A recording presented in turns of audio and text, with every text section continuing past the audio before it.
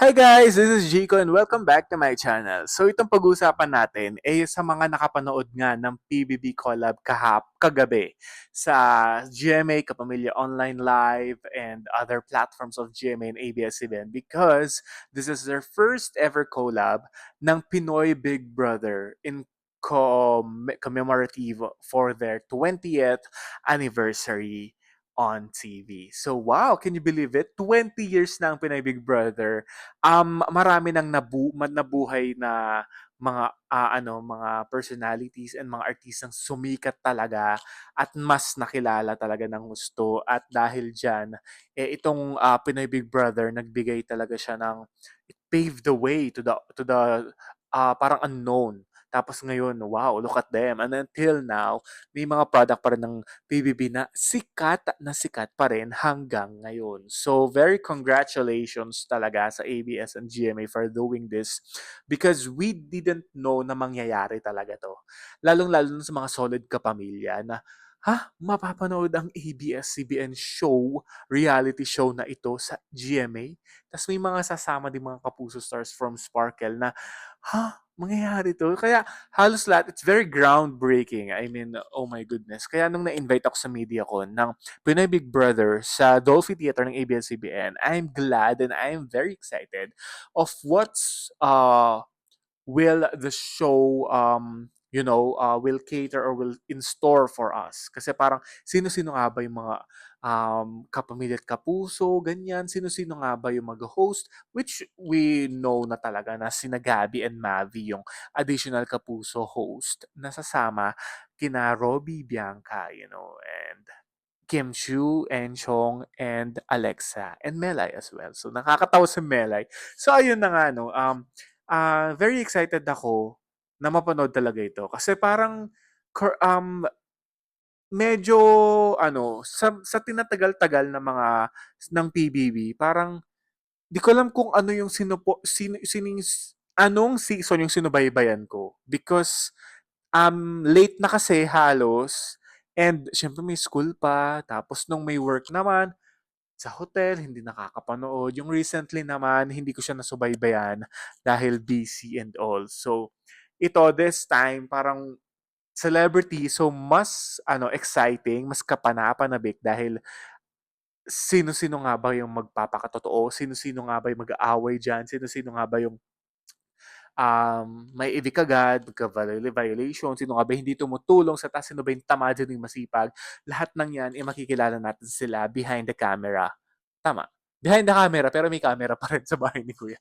Because syempre, as a celebrity, celebrities, syempre alam natin kung ano nga ba sila sa camera, di ba? Sa mga works nila, sa mga teleserye, pelikula, ginagawa nilang mga projects sa Kapamilya at GMA. So yeah, dito guys, talagang makikilala natin sila. So nung first reaction ko, nung nalaman ko yung 7 Kapuso stars, talagang sparkle sila to begin with. Kasi may mga iba kasing nagka-clamor na sana yung GMA stars, yung parang hindi lang sparkle. Pero aminin natin, mas maganda kasi yung mga hindi pa talaga sila sikat masyado or hindi pa sila nakikilala. 'Di ba? Kasi mas magandang mas makilala sila sa PBB. Parang ito kasi yung platform para mas makilala sila, 'di ba? Gano'n naman talaga eh, 'di ba? Tapos nung nakita ko si Ashley, may name na siya eh. May pangalan na siya, lumikha na siya ng pangalan sa showbiz. May pelikula siya with Khalil Ramos which became a hit on Netflix. Yung Hearts on Ice niya, 'di ba? Yung Pulang Araw niya recently. So, I was a bit shocked kasi parang, kailangan pa ba niyan? Kailangan pa ba ni Ashley? Pero yun na nga, may process ito guys. Nung MediaCon kasi sinabi na may process ito, parang nasa 92 artists ang nag-audition, pero sila lang ang napili at sila ang chosen one. So sila yung parang kumasa, ganun. Sila yung parang Gina G, ganun. So, I think there's something about Ashley na personal na pwede nating mapulot ng aral. So, nung episode 1 nga kagabi, parang during live sa I Want TV, I Want TFC, may nasabi na siya kay Ivana. So, parang about her mom. So, may problema. So, baka mapanood natin, ma-share ni Ashley kung ano na nga bang nangyari between her and her mom. AZ Martinez, no? I don't know much about her. Parang nung nakita ko lang nung nakita ko na siya yung housemate dito na second na Kapuso. Parang nakikita ko siya sa balota ng premiere night and yung ibang premiere nights pa na magkasama sila ni Larkin kasi nga magjowa pala sila. So, yun. Pero sa shows, hindi ko siya masyadong napapansin sa mga GMA shows or di pa siya nabibigyan talaga ng big break. So, this will be her big break, di ba? Dustin Yu, si Dustin Yu, parang nakikita ko, parang, nakakasama lagi ni David Licauco kasi parehas silang half Chinese and all businessman. Kaso parang sa teleserye side or sa acting side, hindi siya masyadong active. So, hindi ko siya masyadong nakikita. At I think ito yung magandang pagpapakilala sa kanya para mas sumikat, 'di ba? Josh Ford naman, nakita ko siya sa Maka. Um, Very young sparkle artist talaga and nakita ko yung acting din naman niya, yung prowess niya and all and yung ano tawag dito, yung spark niya with Zephanie kasi nga 'di ba, sa Maka parang siya yung may kilig-kilig factor. So yeah, so, I want to see more of them dito sa Pinoy Big Brother. Michael Sager, ito, siya yung last na reveal. Yeah, very special ang pagka-reveal niya kasi hindi siya kasama sa first task. Which, by the way, lucky kasi parang hindi siya pinagpawisan, hindi siya, syempre parang fresh-fresh sila noon, ganun. Pero nung na si Gabby talaga yung nag-agaw eksena talaga nung time na yun. Parang G na G kasi may taping pa nga daw siya. So, she has to go out para ma-fulfill yung ibang task niya outside world. So, may taping daw and all. So, I'm very happy ako kay Gabby kasi G na G talaga siya, Parang, oh my goodness, parang unfiltered. I like her. Parang ang ganda nung dating sa akin na ginagawa niya yun for the sake na makuha yung susi ng GMA, ng ABS Care of GMA Stars. Ganun. Tapos si Will Ashley, ay si Mika Salamanca muna. Si Mika Salamanca, nakita ko may mga contents siya with Buboy. I know, uh, with the other art Kapuso star. So parang content lang yon. Parang hindi ko siya masyado nakikita sa mga teleserye pa. Wala pa siya talagang like nakitang parang big break or sa show magpakailanman. Hindi ko pa siya nakitang umarte talaga ng super. So I think this is the perfect platform for her as well kasi nga she's a content 'di ba vlogger siya. So makikita natin yung the real her, 'di ba?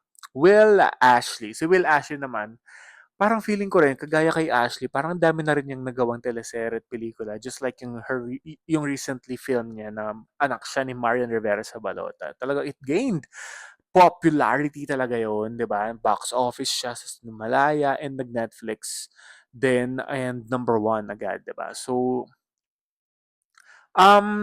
sa ano naman, Princess sa City Jail, supporting cast siya dun. Parang siya yung love triangle. Pero I really don't know kung ano na yung mangyayari sa papel niya doon because he's inside the bahay of Kuya na ano. So, very excited din ako sa ano nga ba talaga si Will sa totoong buhay, sa bahay. Kapag nasa bahay siya. Masipag ba siya? Matulungin ba siya? Ano ba siya, tahimik ba talaga siya or madaldal, makulit, pasaway? So, yeah, very talaga, looking forward. So, yun yung mga Kapuso Stars. So, parang, ayun na nga, nakita rin natin na si Mavi, guest housemate din nata siya, which is abangan din natin siya sa weeknights talaga, no? Kasi yung live version kasi, hindi ko alam bakit nasama si Mavi. So, parang I don't know kung may task ba siya, so, nagulat na lang ako sa online platforms, TikTok, ganyan, na nakita ko na parte siya, parang house guest ata.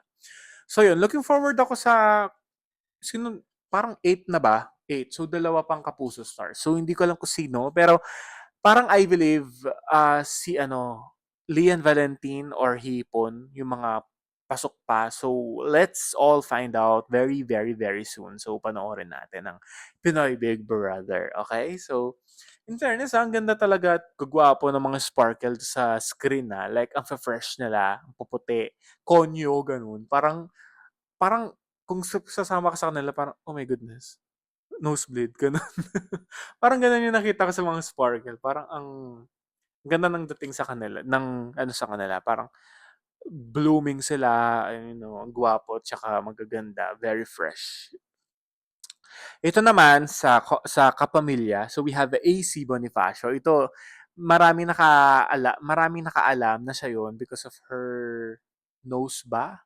Parang ayun, nandun na siya sa mga nag-spread na mga news about na siya nga ay isa sa ano, pero yun na nga, confirmed na siya nga. At I don't know much about her. I know she's a great, great dancer on ASAP. Nag-host din siya. Nagsising din siya, I know pero hindi ko alam kung ano ba talaga siya. Kasi parang konyo din siya eh. She's Inglesera kasi she came from Canada nung napapanood ko na siya during the episode kanina. Live, 24/7. Um, Very madaldal din. Tapos, alam mo yung Inglesera pero hindi siya nakakairita. Englishera pero hindi siya maarte tignan. Ganon. Ganon yun. Oy, si ano pa pala, Charlie Fleming. Wait lang sa kapuso. I forgot her. So, Charlie Fleming, which madaldal siya. Napapanood ko na kasi siya. So, napanood ko na siya sa teleserye naman sa Widow's War. Pero yun na nga, she's a great actress. Kailangan lang improve ng ano. Siyempre, di ba, kapag young ka, kailangan pa talaga ng ano. Pero parang may ano yung si Charlie, may ano siya, potential, magaling siya. Tapos pakikisama, ang galing din yun. Halos lahat yata nakakausap niya kanina sa PBB sa 24/7 sa I Want Parang halos lahat tata siya may eksena tsaka may ano siya, may sinasabi lagi, parang very ano siya, talkative. Ayun, 'di ba? Sabi nga niya nung moment nila with Brent, very ano daw talaga siya maboka, ayun. Ma, ma, ano, ang tawag dito, yun na nga. Um, Mahilig makipag-usap at marami sinasabi. So ayun. So I like her. I think more exposure pa para mas makilala natin sila sa ano 'di ba bahay ni Kuya kung sino nga ba dito yung mga pasaway, maarte, may sinasabi sa likod, 'di ba? May ano na bang may kampihan ba ganun. So very ano ako invested talaga dito sa PBB collab. Ayun na nga si AC, very excited din talaga ako mas makilala siya. We have Brent Manalo. Si Brent Manalo, nakikita na natin siya na very active sa kanyang mga brands, no? Sa IG, marami siyang mga partnership and all. And mas nakilala siya dahil one of leading men ni Esneer. So, yung mga ginawa niyang mga short films or vlogs na, huh, gwapo 'no, talagang grabe din talaga yung ano niya, yung face card niya. Very ano talaga, petite, very model look. Pero parang nonchalant siya, parang may pagka-mysterious, sabi nga ni Charlie Fleming. So, let's see kung ano yung may offer ni Brent, 'di ba? Um, we have Sneer. So, very ano ako dito, nagulat ako kasi parang, sino 'to? Sana merong ano, may komedyante or may bubbly or yung energy talagang di mapantayan, siya yun. Parang kung wala siya, hindi ko alam kung magiging active yung mga housemates sa daldalan. Hindi ko alam kung may nakakatawa kung walang komedyante. Parang gano'n. Parang to keep the balance, to keep the group alive or ano, kailangan meron talagang mag-ano, 'di ba, comedian na magsasalba sa katahimikan, gano'n. So, I like him. Napaka-ano na talaga, alive talaga yung mga conversations 'pag nandun siya. Ang cute at nakaka-enjoy talaga silang makita. So, di natin alam kung may kadramahan bang mangyayari kay Sneer dito dahil sa first day pa lang, talagang very lively, gano'n. Parang kanina may napanood ako, parang very overthinking thinker pala siya. Kasi kala niya siya yung na-buzzer. Si Mavi yung na-buzzer. Kasi may sinabi nga siya sa outside world na kwento, bawal yun. Eh di naman niya alam because he's a host. So I think that's very ano naman, wala naman siyang violation with that kasi hindi niya alam. Hindi siya talaga official housemate. So kala talaga si Esner kasi parang sa chair, may something siyang ginawa sa chair, nahulog or whatever. Parang nakatunga nga talaga siya habang katabi niya si Ivana. Parang, oh, okay, overthinker siya. So may something pa. So let's see kung may deeper level pa ang isang Esner dito. Um, Kira Ballinger. Si Kira, napapanood ko na siya sa mga pelikula niya, sa Maple. Yung Maple, meron siyang pelikula before, di ko pa napanood yun. Pero yung Chances You and I, yun, napanood ko yun. Very sweet girl. Magaling siyang umarte. Um, pero hindi ko alam kung ano nga ba talaga siya sa totoong buhay. So, ay ano, parang mabait pa talaga siya. Ganun, may pagka kikay ba talaga to? May pagka maarte, ganun. So, we don't know yet. So, mas maganda talaga mas kilalanin sila talaga. Yung parang, wow, parang I'm happy na sila yung mga nakapasok. Kasi parang yung mix no, ng ano nila, yung personalities and yung kasikatan nila, parang nagkahalo-halo talaga. Clarice de Guzman, ito masatawa din ako dito. Kasi, very kalog talaga siya. 'Di ba sa ASA, parang siya yung nagpapatawa, siya yung ang galing niya talaga sa showtime, 'di ba? Pag may banter na, ay alam na ni Meme Vice na may sasabihin at matatawa talaga ito kapag may sinasabi si Clarice lang. So, I'm happy na siya yung ate-ate dito. So, wag lang sana siyang gawing, anong tawag dito, kasi dahil ate siya, parang di nila maka-vibe si Klang. Baka siya yung, di ba, una nila nga ano. Pero hindi naman siguro kasi mabait naman si Ate Klang and wag lang magpasaway siguro sa mga task, yung mga gagawin sa bahay. And nakikita ko siya, hikab siya ng hikab kanina. Parang siguro at as an ate and siguro ka-age ko rin siya or mas matanda siya ng konti. Parang hikab siya ng hikab. Like, nagsisipilyo, umaga, nasa ano siya, puro hikab. So, nakakatawa lang. Nakakaano. Ang saya niyang tignan. Ang saya niyang panoorin. And Ralph De Leon. Si Ralph De Leon, I don't know much about him. Yeah, parang hindi ko pa siya masyado nakikita sa EBS or I don't know if he's a content creator, I don't know. So, ito wala akong profile ang tinignan sa isa. Parang I just um, do this content at sabihin yung rawness, di ba? Hindi ko talaga siya kilala and let's see kung ano, but he's a nice guy, mukha siyang nice guy, mukha siyang mabait, gwapo, and yung looks niya, yeah. And let's see kung ano yung mga offer niya.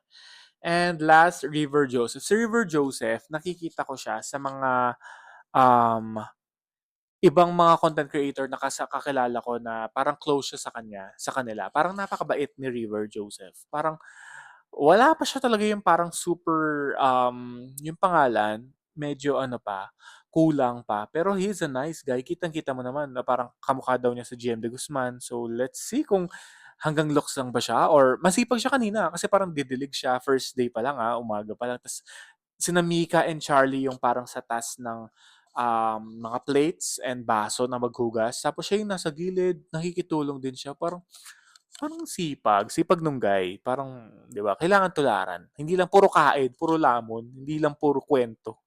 So, yeah, yun yung napansin ko. So, yung day one nila, ang saya lang. Siyempre, wala, pakiramdaman pa lang. Parang, ano pa lang sila, friends lahat. Friends for all ang atake. Pero di natin alam kung ano pa yung mangyayari sa mga task, kung may kakapikunan ba, mag-aaway, may kakainlaban. Kanina I saw Brent and Charlie talking Parang may something din na parang I think we need to look forward to that. Tapos si AZ parang may inamin siya about Larkin na parang hindi daw supportive si Larkin. I don't know, baka seloso si Guy. You don't have to be jealous kasi si AZ maganda pero gwapo rin naman si Larkin. And I think no, di natin alam kung may magkakainlaban. Si Ashley nandun din, ang dami rin yung mga ano dun, atake din. Yeah, AC as well, maraming mga pa-games na ginagawa na pangmayaman. Ngayon ko lang ngayon ko lang na ano yung mga laro niya na, oh my God, pang-alta talaga, pangmayaman. Nakakatawa lang parang, tapos si Ivana di niya alam. Parang totoo talaga itong si Ivana 'no, parang kahit ang yaman-yaman at successful na parang totoong tao. So, I like her as well. Which by the way, guest housemate siya ha, hindi siya official housemate at meron siyang task na dapat hindi nila alam na siya ay guest lang. So, parang, feeling ko naman, eh, halos wala naman nakakaalam na siya'y house guest lang. So, very ano rin naman kasi si Ivana, nakakasama naman siya sa grupo. Yeah. Yeah. So, looking forward to that. And guys, sa mga gustong mapanood ang 24/7, though hindi siya talaga like super dire-diretso, may break siya. Go to I Want TFC. Create an account. It's free naman. There's no subscription. Tapos open mo lang. Yan, panoorin mo lang. And ang saya na ng tignan. Nakaka-enjoy. So, we can't wait for more tasks, for more ganap. Meron bang iyakan magaganap, kwento na pwede na lang i-reveal. So, yeah, I'm very excited dito sa PBB Collab. I think after a long, long years ng PBB, dito ulit ako manonood and abangan natin ito, okay? So, weeknights, 10:30 after my Ilonggo Girl, 10:30 parang gano'n. Tapos, Sabado, I don't know kung meron. Sunday, meron 6:15 on GMA. So, yeah. PBB Collab. Thank you very much.